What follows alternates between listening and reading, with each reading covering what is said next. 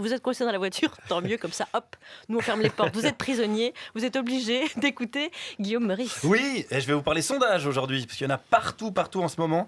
On a même appris dans un sondage Ipsos pour Couille en Or Magazine que Brice Teinturier serait le Français le plus heureux.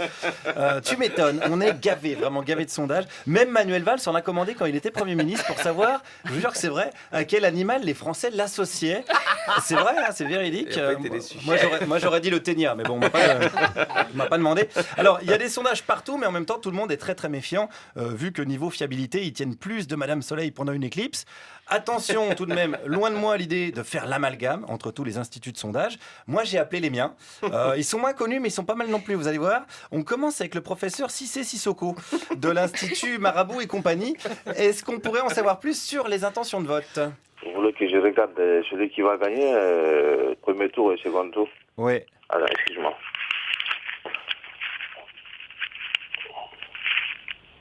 C'est des coquillages. Ah, c'est des coquillages, d'accord. Bon, je vous dirai ça, ok? Vous me rappelez dans 30 minutes, s'il vous plaît. Ah, il y a un petit délai, mais quand même 30 minutes, c'est pas mal. Ça va plus vite que les sondages traditionnels. Et la méthode, c'est la même, hein, vous avez entendu, hein, ceux qu'on connaît, les instituts, ils font ça au doigt mouillé. Le professeur Sissoko, c'est avec des coquillages. Voilà, c'est deux écoles, mais ça se vaut. Alors, en attendant la réponse, j'ai appelé d'autres instituts de sondage, notamment celui du docteur Sissou. Quelle est sa technique? Moi, je prends les noms, Ouais. je l'écris sur une bout de papier blanc. Donc c'est sérieux quand même. Monsieur, c'est mon travail, c'est sérieux. Parfois aussi, dans votre travail, il y a quelques charlatans. Oui, dans tous les travaux, il y en a, ça se trouve. C'est vrai. Il y a la même proportion de charlatans chez la Sofresse que chez les sorciers, on imagine. Sauf que les sorciers sont moins souvent invités sur BFM TV. Faut le reconnaître, c'est la seule différence. Alors en attendant, je continue mon travail de recherche auprès des instituts de sondage avec Maître Dembélé, qui lui est très très occupé en ce moment. Au bout de 3 jours, voilà, là je peux vous le dire. Hein. Comment ça, au bout de 3 jours? Parce que j'ai très très occupé là, je n'ai pas de temps pour le Ah, faire. parce que vous êtes occupé, d'accord. Mais sinon, vous auriez pu le faire. Je peux le faire. D'accord, là, vous n'avez pas le temps en fait. Non, je n'ai pas de temps là. D'accord. Payez 50 € là, moi je peux vous le dire. Hein. Ah, si je vous donne 50 €, vous pouvez me le dire. Voilà. Ah oui, donc c'est pas une question de temps, c'est une question plutôt d'argent. Quand tu payes ça, je vais voir le temps. Hein. Ah voilà, si tu payes, ça réduit le délai en fait. Hein. C'est comme la poste, ouais, c'est pratique. Alors 50 € pour le résultat, c'est moins cher que tous les instituts qu'on connaît. Du coup, j'avais une autre idée en tête. Pour influencer le résultat, ce serait combien? Pour l'ambiance des résultats, ça c'est 100 €. Hein. 100 € et vous pouvez me faire gagner n'importe qui? Quand vous voulez, la personne là vous l'intéressez. Si je vous dis par exemple qu'il faut faire gagner Philippe Poutou, si je vous donne 100 €, vous pouvez le faire gagner? Voilà. Putain! Mais en fait, ce sont pas les Russes qui truquent les élections, ça vient d'Afrique subsaharienne.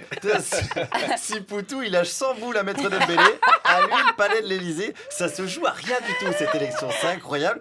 Tiens d'ailleurs, est-ce que le professeur Sissoko, que j'ai donc rappelé, propose les mêmes services? Est-ce qu'on peut jeter par exemple un mauvais sort sur un candidat? Oh, oui, il n'y a pas de problème, ça c'est mon domaine. Ça, vous savez faire ça? Oui, bien sûr, même si j'appelle en Afrique tout juste là, aux forêts là-bas, je donne leur nom, et puis son date de naissance, ils vont faire tout de suite la même. C'est instantané. Oui. Ah, c'est pratique ça. Il va faire ce que vous voulez, vous voulez pas. Mais moi, je voudrais que, par exemple, François Fillon, il ait la gastro. Gastro. Oui. Comme vous voulez, il n'y a pas de souci. Excellent, mais c'est vachement pratique. En plus, comme il passe son temps à serrer des mains, je promets une belle petite épidémie dans les milieux catholiques de droite là, dans les prochaines semaines. Et c'est pratique, hein, comme sac à vomi, ils peuvent utiliser les pages économie du Figaro. Ça, c'est toujours sympa. Mais reprenons quand même avec le professeur Sissoko et le résultat de ses analyses sur le second tour. Donc, je fais comme il faut. Je regardais. Ouais. Par contre, j'avais vu 2 garçons et une femme. 2 hommes et une femme? Vous comprenez? 2 hommes et une femme pour le deuxième tour. Ouais. Ouais, c'est compliqué là alors. Ça serait un deuxième tour à 3 personnes. Ouais. Alors, j'ai pas dit que les instituts étaient plus fiables, hein. J'ai dit qu'ils n'étaient pas moins. En tout cas, allez, courage à tout le monde. Il reste une semaine de sondage frénétique, tous plus cons et plus faux les uns que les autres. N'oubliez pas que le principe de sonder, c'est d'aller toujours plus profond. Merci Guillaume Meurice.